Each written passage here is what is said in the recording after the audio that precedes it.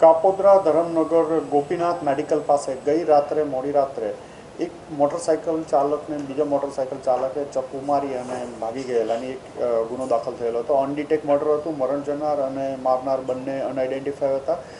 સ્થળ ઉપર વિઝિટ કરી ક્રાઇમ બ્રાન્ચની ટીમ, લોકલ પોલીસ વગેરે દ્વારા ખાતરી કરતાં મરણ જનાર સુરેશ પ્રેમજીભાઈ ચિત્રોડા કરીને છે, જે કાપોદ્રા વિસ્તારમાં જ રહે છે અને અંદાજે 40 વર્ષ જેટલી એની ઉંમર છે અને હીરા ઘસવાનો ધંધો કરતા હતા અને કોઈ અજાણ્યા ઇસમો મોટરસાઇકલ લઈ અને મારીને નાસી ગયેલા હતા. આ બાબતે ક્રાઇમ બ્રાન્ચની ટીમે ગણતરીના કલાકોમાં જ એક જયેશ રાકેશ પાટીલ, જે ચપ્પુ મારવાવાળો હતો, એને પકડી પાડવામાં આવ્યો છે અને એની પૂછપરછ દરમિયાન એણે એવું કબૂલ્યું છે કે એ મોટરસાઇકલ લઈને બંનેને ઓવરટેક કરવા બાબતે ઝઘડો થતાં, બોલાચાલી થતાં સામસામે ગાળાગાળી થઈ અને ઝપાઝપી થઈ હતી, જેમાં એણે મરનારને ચપ્પુના 2 ઘા મારી દેતા એનું મરણ ગયેલ છે. આ બાબતે જયેશ રાકેશ પાટીલનાઓને પકડી પાડવામાં આવ્યો છે. એની સાથે એક અન્ય ઇસમ પણ મોટરસાઇકલ ઉપર હતો. એની બાબતે તપાસ કરીને પૂછપરછ ચાલુ છે. એ બાબતે ના, આરોપી 19 વર્ષની ઉંમર છે. એ પણ હીરા ઘસવાની છૂટક મજૂરી કરે છે અને એની પૂછપરછ ચાલુ છે.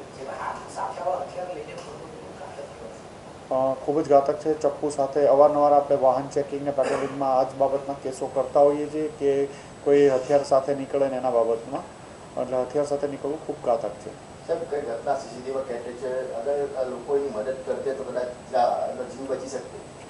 લોકોએ આજુબાજુના લોકોએ પ્રયત્ન કર્યો હતો, પણ એ સમય પહેલાં એનું ત્યાં પ્રાઇમરી લાગતું હતું, ડેથ થઈ ગઈ છે અને આજુબાજુવાળા લોકો થોડું આવું બનાવ બને તો તાત્કાલિક હોસ્પિટલ પહોંચાડવાની એક ફરજના ભાગે પહોંચાડવા જોઈએ. આરોપીને એવી તો શું જરૂર પડી કે એને ચપ્પુ લઈને ફરવું પડ્યું? ચપ્પુ લેવાનો મુખ્ય હેતુ શું હતો?